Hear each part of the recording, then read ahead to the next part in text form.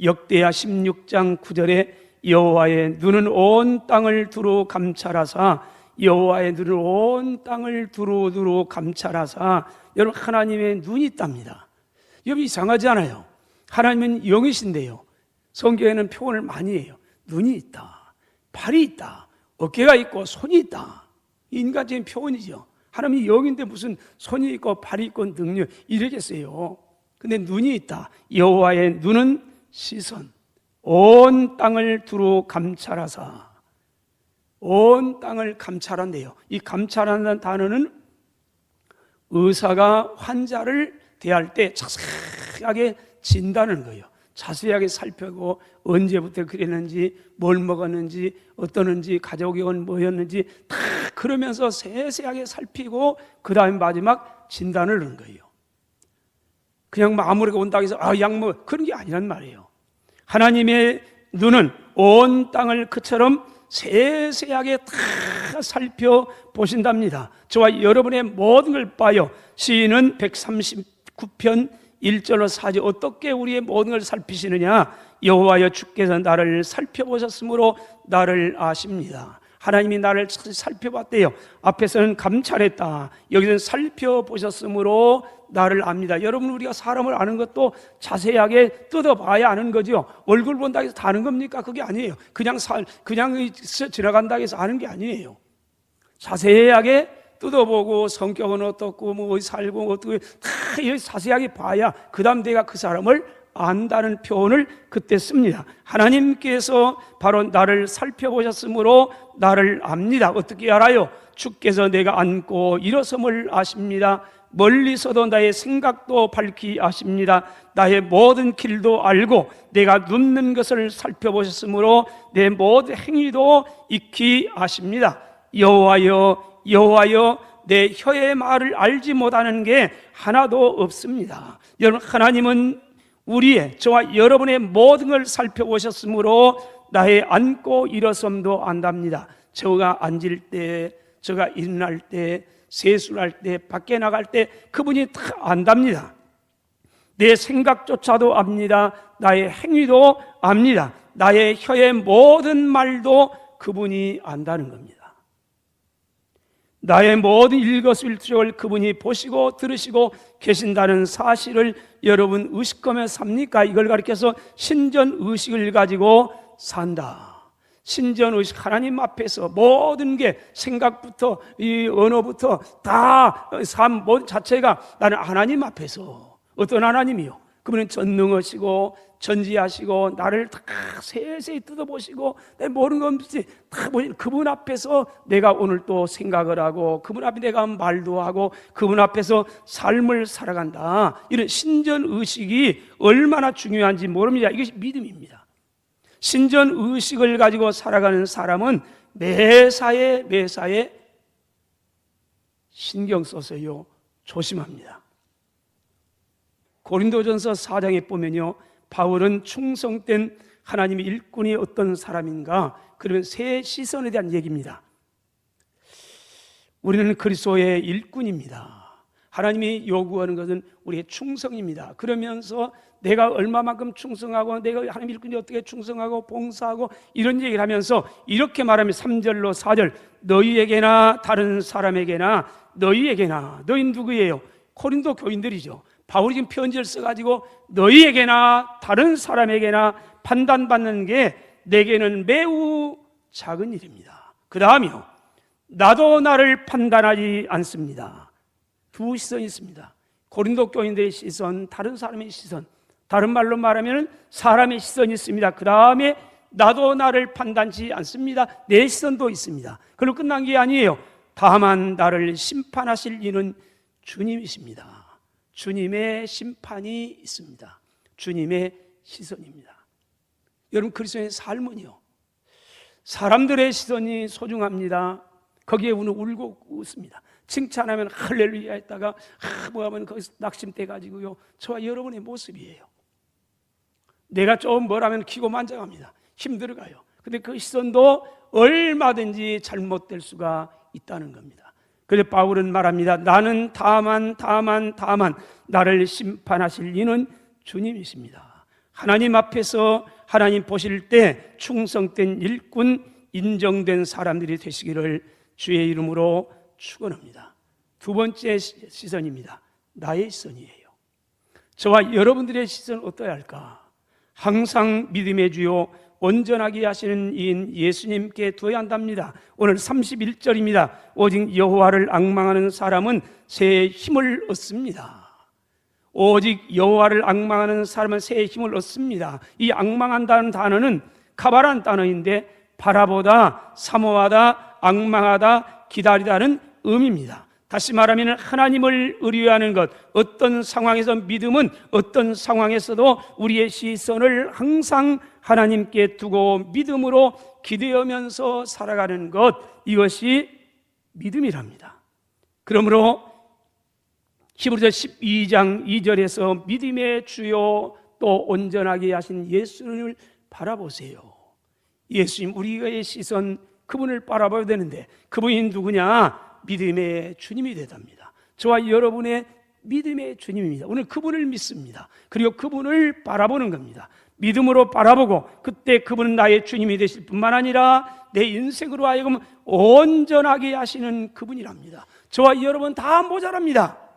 여러모로 도덕적으로 윤리적으로 생각 다 모자랍니다. 범죄합니다. 하나님 앞에서 언제 아무도 없습니다. 그런데 그분이 우리의 믿음의 주가 되시는 그분이 저와 여러분의 인생으로 하여금 하나님 앞에서도요 온전하게 하시는 분이랍니다. 그래서 여러분 그분을 바라보세요. 그분을 바라보세요. 그 예수님을 바라보세요 말합니다. 미가서 7장 7절로 오직 나는 여호와를 우러러봅니다. 나를 구원하실 하나님을 바라나니 나의 하나님이 내게 귀를 기울이시로라. 여러분 그분을 바라보는 게 믿음이랍니다. 상황 현실은 늘 뒤바뀌어져요. 근데 그분은 언제나 거기 계세요. 거기에요. 그분을 만나요. 그분이요. 출애굽 14장에 보면요, 이스라엘 백성들이 출애굽을 했습니다. 꿈에 부풀었습니다. 우리의 조상 아브라함과 이삭과 야곱에게 약속한 가나안 땅에 들어간다. 이 가나안 땅, 꿈에도 그렸던 땅, 400여 년 동안 종으로 살아서요 한 많아요. 내가 자식을 낳아도 여전히 종이 되었단 말이에요. 이게 400년이에요. 근데 하나님께서 모세를 보내가지고요 가나안 땅으로 인도한답니다. 그래서 할렐루야 하고 나왔어요. 에집트를 깨고 멋지게 출발했어요. 그래 꿈에 부풀었어요. 곧장 올라올 것 같으면요 270몇 킬로 합니다. 여러분 요즘에도 그쪽에 많이 지금 뭐 여러분 다 알잖아요. 텔레비전 하도 많이 나오니까 라파라는 지역, 이 국경 아닙니까? 이집트와 이스라엘 국경이에요. 이곳에 지금 피난민이 백수만 명이 몰려 있대요. 이 지역으로 올라오면은 일주일이면 걸어서 가나안 땅 올 수 있답니다. 그런데요, 꿈에 부풀어 올라오다 갑자기 하나님께서 인도하는데 우르에 틀어버려. 위에 틀어가지고 동남쪽으로 해요. 인도를 해가지고 어디로 오느냐? 홍해 앞으로 인도를 해요. 앞에가 넘실거리는 푸른 물이에요. 아니 가나안 땅 가는데 여기 오는 거라. 그들 앞에는 이 홍해가 펼쳐져 있어요. 절망적이에요. 그런데 이 소식이 바로에게 들렸어요. 여러분, 발 없는 말이 어디 가요? 천리 가요. 여러분, 발 없는 말이 천리 갑니다. 조심하세요. 바로에게 들렸어요. 바로가 후회를 했어요. 이스라엘 모든 노동력 이걸 다 보내놓고 나니까는 이럴 사람이 없는 거라. 그 후회했을 그 찰나에 이스라엘이 갇혔대더라. 그래서 군대를 보냅니다. 군대를 이끌고 여기 옵니다. 이 소식이 발 없는 말이 천리 왔어요. 이스라엘 백성 들었어요. 앞에는 홍해가 넘실거리고 뒤에는 세계 최강의 이집트 군대가 붙잡으러 오는 거예요. 이 소식을 들은, 이걸 보았던 이스라엘은 아우성을 칩니다. 절망하고 원망하고 아우성 치면서 이렇게 말합니다. 11절, 애굽에는 매장지가 없어서 당신이 우리를 이끌어내어 이 광야에서 죽게 하느냐? 어찌하여 당신이 우리를 애굽에서 이끌어내어 우리에게 이같이 하느냐? 이스라엘 백성들은 그들을 삼키기에 넘실거리는 홍해만 보인 겁니다. 여러분, 그들을 끌어가기 위해서 무섭게 공격해오는 최강의 애굽 군대만 보였습니다. 그들을 인도하신 하나님은 보이지 않았습니다. 홍해를 창조하시고 온 우주 만물의 주인 되신 하나님은 온데간데 없습니다. 눈에 보이는 현실입니다. 그러다 보니까 어때요? 그러니 절망하고요, 그러니 원망하고요, 그러니 두려워하고요, 그러니 우왕좌왕하고요, 아우성을 칠 수밖에는 없었던 겁니다. 그러나 모세는 똑같은 상황에서도 우리를 위해 싸우실 하나님께 시선을 고정시켰습니다. 13절, 모세가 백성에게 이르되 너희는 두려워하지 말고 가만히 서서 여호와께서 오늘 너희를 위해 행하시는 구원을 바라보라. 너희가 오늘 본 애굽 사람을 영원히 다시는 보지 아니하리라. 14절, 여호와께서 너희를 위하여 싸우시리니 너희는 가만히 있을지니라. 여러분, 하나님은 모세의 믿음을 보시고 홍해를 가르시고 이스라엘을 구원하여 주셨습니다. 상황과 현실은 똑같습니다. 그러나 믿음의 차이가 있습니다. 어떤 상황에서도 모세는 하나님께 눈을 고정시키고요, 여호와를 앙망하는 자는 새 힘을 얻는다는 약속을 믿었습니다. 그러나 이스라엘 백성은 믿음이 없었습니다. 애굽에 나올 때 할렐루야요, 믿음이 있어요. 멋져요, 할렐루야, 하나님이 위대했어요, 하나님이 구원자였어요. 그런데 막상 문제가 딱 터지고 나니까요, 하나님은 안 보이고 홍해만 보이고 애굽 군대만 보여요. 어쩌면은 오늘 저와 여러분의 진솔한 모습인지도 모릅니다. 마지막으로 우리가 하나님을 바라볼 때 놀라운 능력 있는 삶을 살아갈 수 있습니다. 30절 31절 볼까요? 이렇게 말합니다. 소년이라도 피곤합니다. 곤비합니다. 장정이라도 넘어집니다. 쓰러질 수 있습니다. 오직 그러나 여호와를 앙망하는 사람은 새 힘을 얻습니다. 그래서 인생을 독수리가 날개치며 비상할 것과 같습니다. 다른 박질해도 곤비하지 않습니다. 걸어가도 피곤하지 않습니다. 무슨 말입니까? 인생 두 가지를 말합니다. 먼저는 모든 인생은 소년이 됐든 장정이 됐든 청년이 됐든 돈이 많든 돈이 적든 건강하든 좀 부족하든 많이 배웠든 못 배웠든 가졌든 못 가졌든 모든 인생은 피곤하고 곤비하고 연약한 인생이라는 것을 기억하라는 겁니다. 아주 경고입니다. 때로는 우리가 대단한 것 같아요. 무엇을 해요? 그때는 어깨가 쫙 올라가요. 배는 게 없어요. 그만 떨지 말라는 겁니다. 아무리 뭐해도 소년도 장정도 넘어지고 피곤하고 쓰러지고 다 이게 인생이라 인생을 바로 알라는 겁니다. 예수님 아무리 잘 믿어도요, 은혜를 아무리 받아도요, 40년 50년 신앙했고 우리의 직분이 뭐고 그 아무리 그래도요, 여전히 저와 여러분은 사람입니다. 천사가 될 수가 없습니다. 근데 우리는 종종 천사로 착각을 하는 경우가 참 많습니다. 그래서 믿음 생활하다가 약한 사람, 시험 든 사람, 이런 사람 보면 기도 안 하니까 기도 안 해서 그러는 거예요. 나는 대단한 것 같아요. 이게 우리 모습이에요. 근데 아니라는 거예요.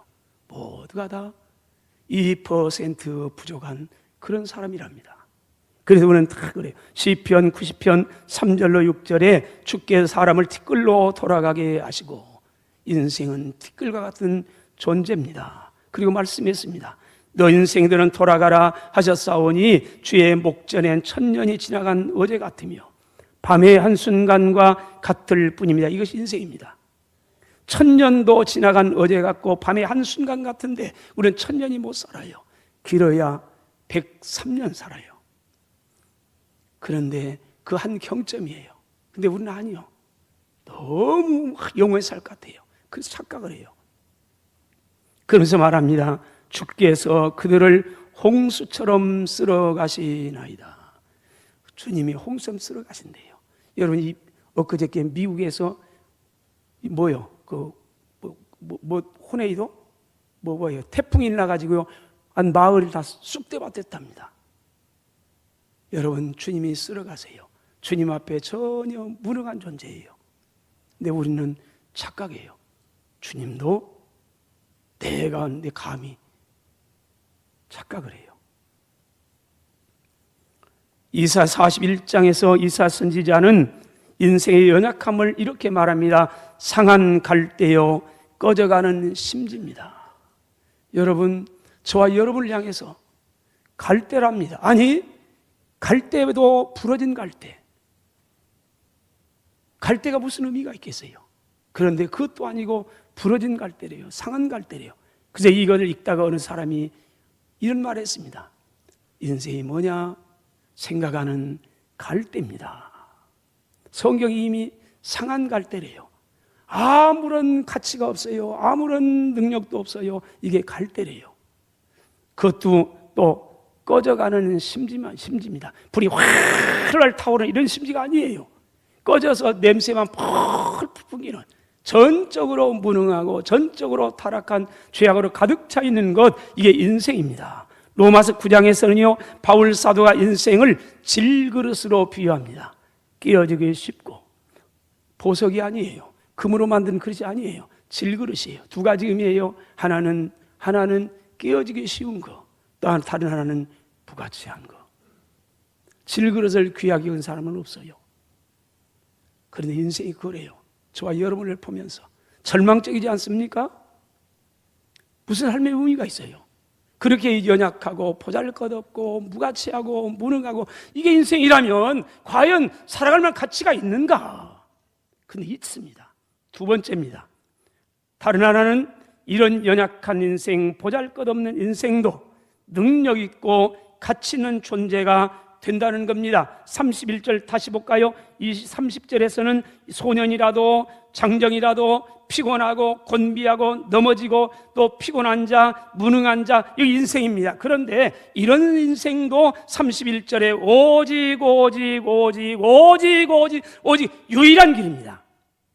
다른 길이 없다는 겁니다. 하나밖에 없다는 겁니다. 뭐예요? 여호와를 앙망하는 자는 새 힘을 얻으리니 독수리가 날개치며 올라감 같을 겁니다. 이런 사람은 다른 박질해도 곤비하지 않습니다. 걸어가도 인생이 피곤하지 않습니다. 이렇게 말합니다.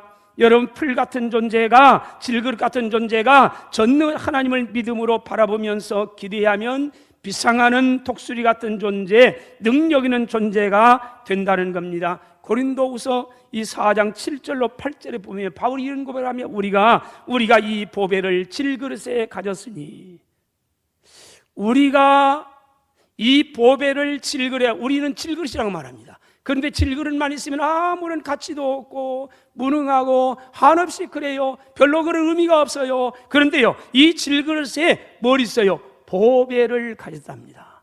예수님이 우리 안에 보배랍니다. 우리는 질그릇이고 약하고 늘 피곤하고 곤비하고 넘어져요. 또 넘어지고 또 넘어져요. 그런데 우리 안에 있는 질그릇 같은 존재인 내 안에 계시는 그분은 보배랍니다. 천지를 창조한 능력이 하나님이랍니다. 그래서 이런 심히 큰 능력이 하나님께 있고 우리에게 있지 아니함을 알게 하려 함이라. 그러므로 여러분, 질그릇 같은 존재가, 풀 같은 존재가, 한없이 상한 갈대 같은 존재가, 꺼져가는 심지 같은 이런 아무리 뻗어 연약한 존재이지만은, 그러나 이런 연약한 존재가 우리가 사방으로 우겨싸움을 당할 수 있습니다. 그러나 우리는 쌓이지 않습니다. 저 때문에 아니에요. 우리의 능력 때문에 아니에요. 신앙의 경륜 때문에 아니에요. 저와 여러분이 열심히 하기 때문에, 그것 때문에 그런 게 아니고 내 안에 계시는 보배, 전능한 능력 하나님 때문에 우리가 우겨싸움을 사방으로 당해요. 쌓이지 않습니다. 때로는 답답한 일을 당합니다. 그러나 우리는 낙심하지 않습니다. 박해를 받습니다. 여러분, 그래도 우리는 버림받지 않습니다. 이 성경을 기록할 때 기독교인들이, 예수 믿는 사람들이 예수님 때문에 많은 박해를 받았습니다. 바울도 당했습니다. 그런데 그는 당대하게 말합니다. 박해를 받습니다. 그러나 버림받지 않습니다. 거꾸로뜨림을 당합니다. 그러나 우리는 망하지 않습니다. 왜요? 나는 질그릇이지만은 내 안에 보배가 계시니까요. 바로 우리가 그분을 바라보니까요, 전난 능력의 하나님을 바라보니까요, 그렇다는 겁니다. 우리 사무엘상 17장에 보면요, 그 유명한 다윗과 골리앗의 싸움이 있습니다. 그때 골리앗은 당시의 최대 명장입니다. 그러나 다윗은요, 17세 홍한 소년입니다. 훈련 받아보지 않았어요. 뭐 특별 훈련 받아본 것도 아니고 그저 양치다가 언급결에 아버지가 신부를 보내니까요. 그래서 형들 전쟁터에 나간, 그래서 맞닥뜨리는 게 골리앗이에요. 다윗과 골리앗의 싸움은요, 그거 해볼 필요도 없는 거예요.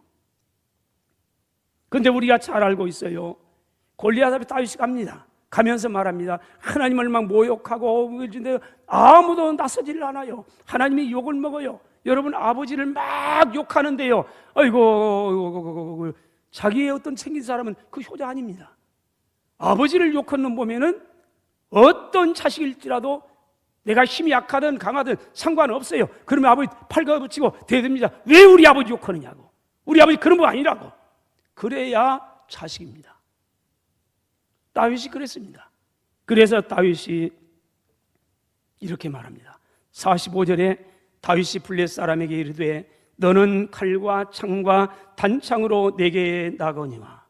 골리앗을 향해 말합니다. 너는 칼과 창과 단창을 바라보면서 그것 의지하고 나오거니와 나는 아니라 만군의 여호와의 이름 곧 내가 모욕하는 이스라엘 군대 하나님의 이름으로 내게 나아가노라.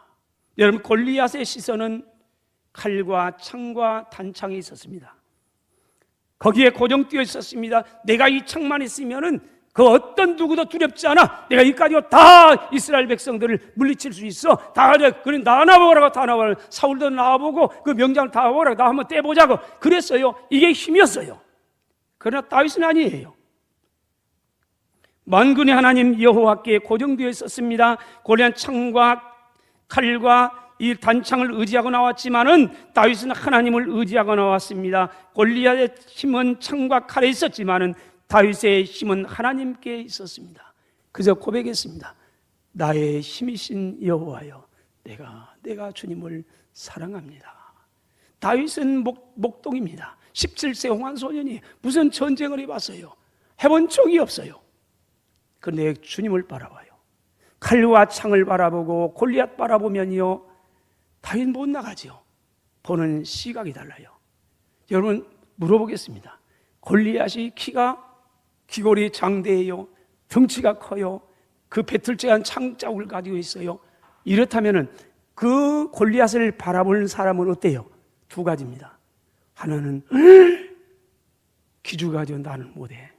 저 큰 사람 어떻게 이겨? 다윗은요, 아니에요. 큰 덩치니까. 적은 덩치보다 돌멩이를 던지면 맞을 확률이 어때요? 높아요, 적어요? 훨씬 높지요. 보는 시각이 다릅니다. 그의 골리앗을 앞에서 다윗은요, 창과 칼과 단창, 골리앗의 그 미천한 명장, 이거 보지 않아요. 하나님을 봐요, 하나님을. 그래 나가요. 여러분, 결국 인생의 싸움은 믿음의 싸움인 겁니다. 믿음은 어떤 상황에서도 주님을 바라보는 겁니다. 믿음이 작은 사람은 세상을 바라보고 풍파를 바라보고 때로는 넘어지기도 하고 빠지기도 하고 별일 다 합니다. 그러나 믿음의 사람은 어떤 상황에서도 주님만을 바라봅니다. 그러므로 요한 1서 5장 4절에 우리가 세상을 이기는 것은 이것입니다. 나의 능력입니다. 너 그렇지 않아요. 나의 경험입니다. 아니에요. 내가 30년, 40년 예수 믿은 경륜입니다. 내 직분입니다. 그러지 않았어요. 우리가 세상을 이기는 이김은 이것이니 우리의 믿음이니라. 주님을 바라보는 겁니다. 어떤 상황에서도 믿음의 주요 온전하게 하신 예수님을 바라보는 것, 이게 믿음입니다. 그래서 동시대의 사람이 이렇게 찬양했습니다. 시선이라는 찬양입니다. 모든 시선을 주님께 드리고 살아계신 하나님을 느낄 때 내 삶은 주의 역사가 되고 주의 하나님이 일하기 시작합니다. 모든 시선을 주님께 드리고 전능한 하나님을 느낄 때 그 전능한 하나님의 역사가 나의 역사가 될 수 있습니다. 이 은혜가 오늘 저와 여러분에게 함께 하시기를 주의 이름으로 축원합니다.